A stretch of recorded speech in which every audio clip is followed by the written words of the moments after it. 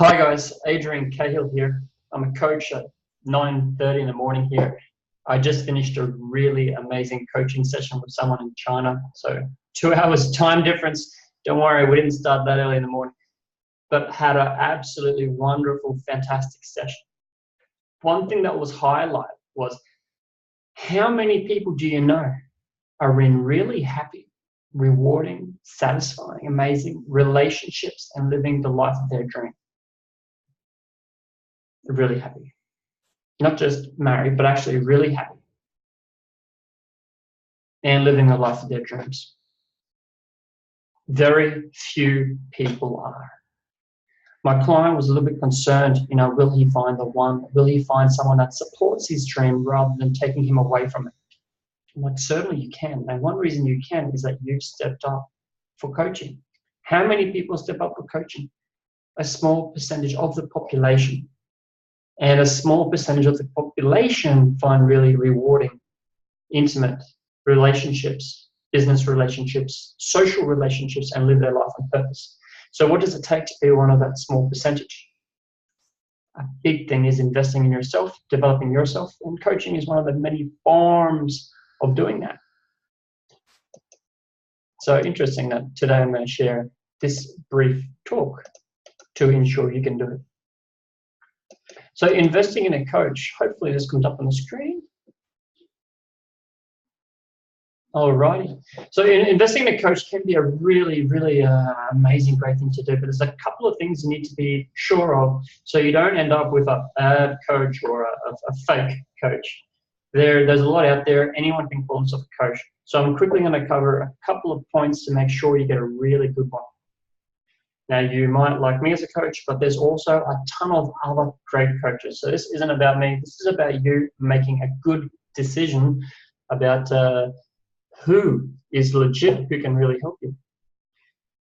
Okay, so I put coaching into 3 baskets. The well-marketed coach, great website, great marketing, perhaps a great sales process, results, so-so. But that's not really the point. The point is that they're well-marketed, MBA background, perhaps a marketing background. They're really good with marketing themselves, but they may not necessarily have the skills. And sadly, this is what the majority of people will end up with. You don't see the poorly marketed coaches, right? So well-marketed coaches, a lot of different clients try them, spend money on them, they don't get many results, so they may say coaching so-so, coaching so-so. Well, they've probably been with a well-marketed coach. Second category, the healer. Great. Healing the world, absolutely great people, but you may not hear of them because they may not be good at marketing.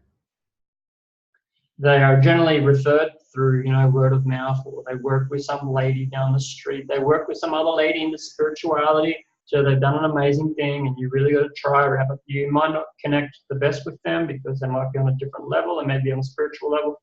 They may not be well marketed, or they may not be able to sell themselves, or they may be doing their work for free in a temple somewhere. Okay. A third category, the well-trained.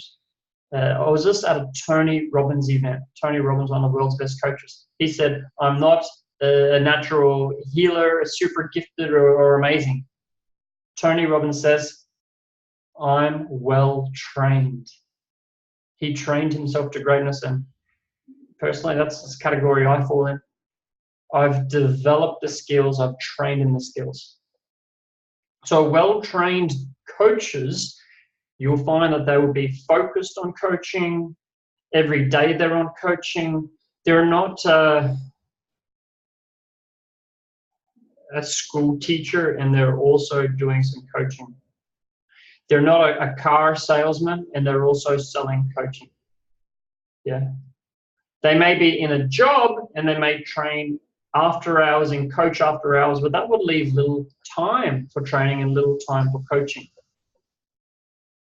So what I'm getting at here is there are these 3 categories. You want to find where the person fits. If you've been blessed to find a great healer without having to go to a temple for months, great.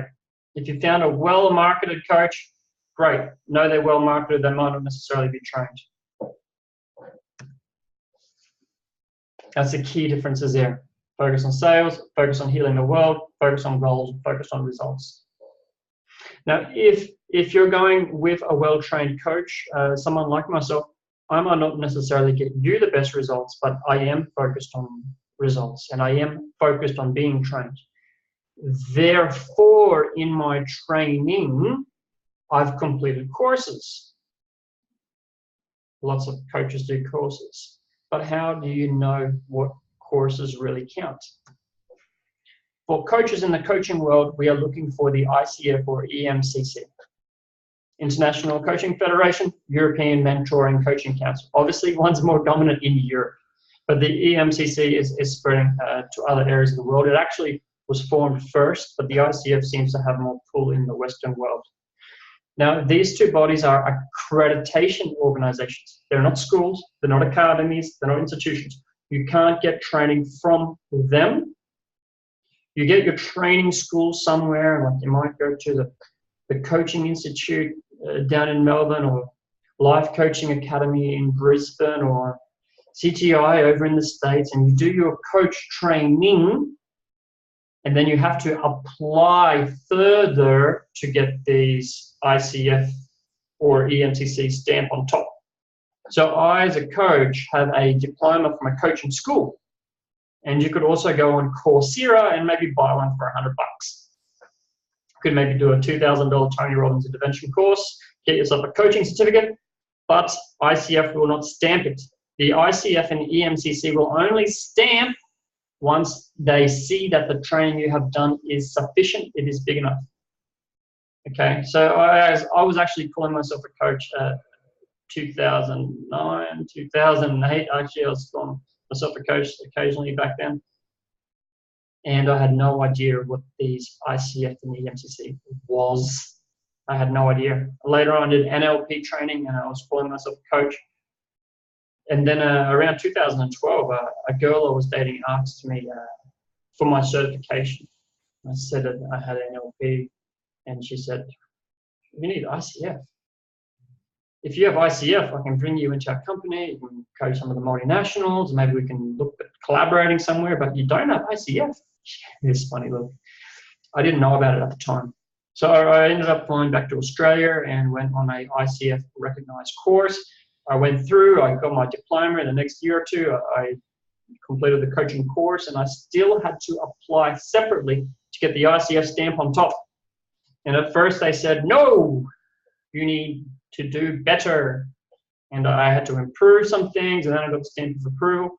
I went on to the second level of PCC, sorry, the three levels there, ACC, PCC, MCC. I went on to the second level, and they actually said no, because part of the process with getting their stamp is sending them coaching sessions. I had to give them a logbook of 500 or 700 coaching hours, and I actually had to give them coaching sessions of me coaching someone. Obviously, I have permission from my client to do so. And one of my sessions, it was really short, rapid. I actually used a bit of NLP and really had the person getting a transformation, a big change really quickly. But it was too much kind of NLP, wasn't enough coaching. It was too direct, too short. And they said, okay, for your recordings, we want to see more authentic coaching. So I had to change my style a bit to get their stamp of approval. So any coach that goes through and gets these credentials on top of some course, you know they are completely committed. Now, some people say, but there are ICF coaches that aren't good. Well, really? There's a ton of coaches that aren't good. There's a ton of them. If you look at your average coach on life, look at your average coach on LinkedIn, a lot of them won't be good for you. A lot of them won't. But only a small percentage of them will be ICF. Now, if you look at the percentage that's ICF, a lot more of them are going to be good for you than the overall. So there can be some ICF coaches that aren't the best for you, but there's a much lower chance of having a bad experience with these coaches.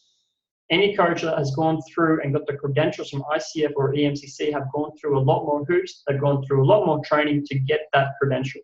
So you can look at those guys as being, up here. ACC, PCC, MCC, up here. The rest of the coaching market couldn't be bothered to get them. Perhaps they're more focused on making money. Perhaps they don't have what it takes. I don't know. A lot of coaches won't go for that because they don't take their coaching as seriously as I do. I take my coaching very seriously, so I really value that.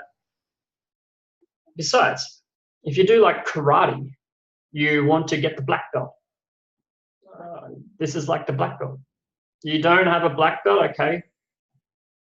Perhaps they couldn't get the black belt, or perhaps they didn't value a black belt. A lot of people like karate, they want the black belt. I want a black belt. I gotta get a black belt. I'm good enough for a black belt. I stay with it and I get the black belt. And afterwards, okay, I've got a black belt. I might not kick everyone's ass, but I'm quite proud of myself. I've committed, I've got the black belt. And for anyone that is a coach, I hope you can get a black belt too in your own chosen field.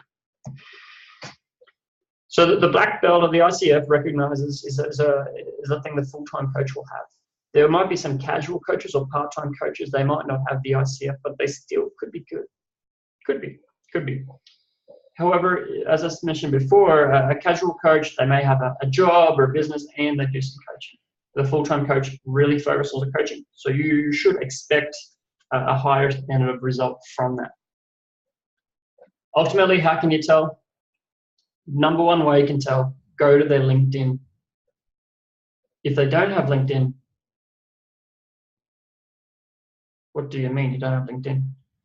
All right, so in the coaching industry or any primary professions, LinkedIn. If you're not on LinkedIn, okay, that's totally cool and fine. If you want to hire a professional, they have LinkedIn, or almost all professionals and executives have LinkedIn, okay?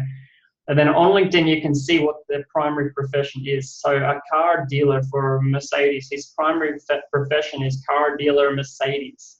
He might gloss it up with a fancy name, but it's Mercedes. It's not coaching. I, on the other hand, primary profession, coaching. It's because what I do full time. So LinkedIn will give you an indicator of their primary profession. Look further down on LinkedIn, you can also see if there is regular training. Good coaches regularly train and develop themselves. And you should see training like maybe NLP, counseling, therapy. You might see whatever it is, but you should see that they're doing training regularly. At least once a year, they should be doing some kind of training and development. Key sign of someone's committed to excellence. You might see membership of associations such as the APAC, Asia Pacific Alliance of Coaches. You might not. But if they're a full-time coach, they're highly likely to be a member of other kind of groups and bodies. Just as there are alliances and associations for psychologists, there are psychologists for coaching. Testimonies. LinkedIn is extra good because the testimonies, you can check them. You can click and see who left it. You can see if they've left each other testimonies. You know, I'll leave you one if you leave me one. I'll say you're a great coach, you say I'm a great coach. You can see all that on LinkedIn, all right? You can't see that on web pages, so the well-marketed coaches don't lead you to their LinkedIn. The well-marketed coaches lead you straight to a buy page. Cool, and it's well done.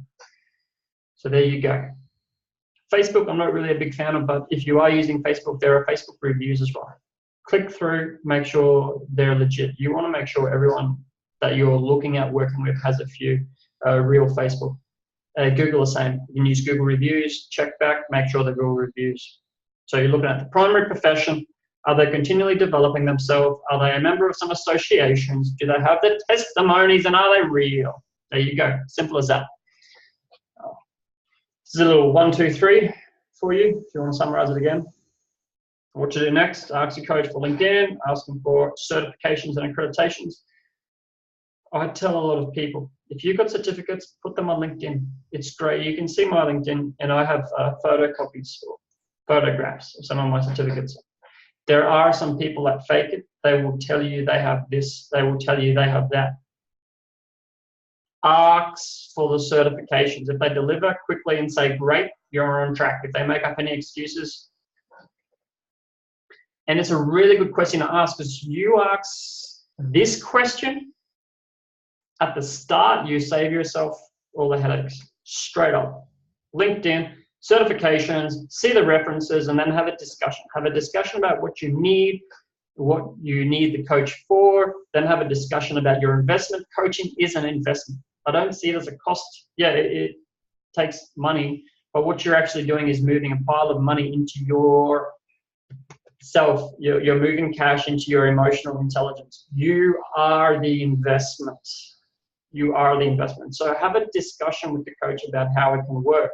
Some coaches will want a big upfront payment. Some will want a small upfront payment. Some will be small and cheap. Some may be able to be cheaper for you if you tell them, you're a student or you have a low cash flow at the moment. Some will be able to accommodate. Have a discussion about that. If the cost is too high or too low, let them know. And yes, if it's too cheap, let them know it's too cheap. They might be able to deliver more, or there might be a reason from it. Coaches will generally be cheaper in their first year or two. Perhaps their first years they'll be cheaper. They'll become more expensive, not as they get better, but they might get more expensive as they get better. They may get more expensive if they're well marketed. The well marketed guys at the start, they like to quite often they'll say high prices because it makes you think they're better. Just because someone charges more doesn't necessarily mean they're better. It may mean they have less time. It may mean they have more confidence. Price can mean a variety of things. So discuss it with them. Also, while you're there, discuss a guarantee or refund policy. Can you get your money back? I believe, why not? I believe you should get a guarantee. I believe there should be a refund policy. I believe you should be able to discuss that. Lastly, measure. How can you measure? Ask this to your coach. Hey, how can we measure? See where it goes. They might use psychometric assessments. They might use a wheel of life. You'll see. Okay. Wonderful, wonderful, wonderful. See, I managed to keep that quick. For those that are still in, there's a picture of me and my wonderful team or wonderful friends, my family. This is us in Shanghai. I just did a weekend training with these guys. I love these guys to bits. Love these guys to bits. There's a couple of other ICF coaches in there as well. A couple of ICF coaches are partners for our Motivate community are in there as well. The lady on the far left just starting coaching, and I'm like, come along. Okay, so guys, if you have questions, if you need a recommendation, a referral, if you want to talk to someone about coaching, my door is open, particularly on Thursdays. Phone is open. All Thursdays, I take calls. Most of the calls aren't from me. Some of them are. Sometimes we have a direct kind of, direct win-win. And a lot of the times people will call up going, hey, Adrian, I know you're a coach, but can I talk to you about coach training? Yep, fine. Can I talk to you about therapy? Yeah, you can talk to me about therapy, great. And I'll happily refer you to an amazing therapist. I will.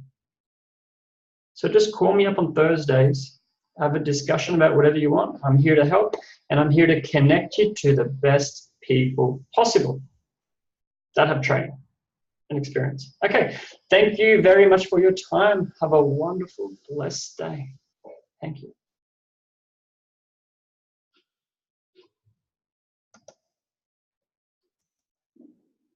Stop.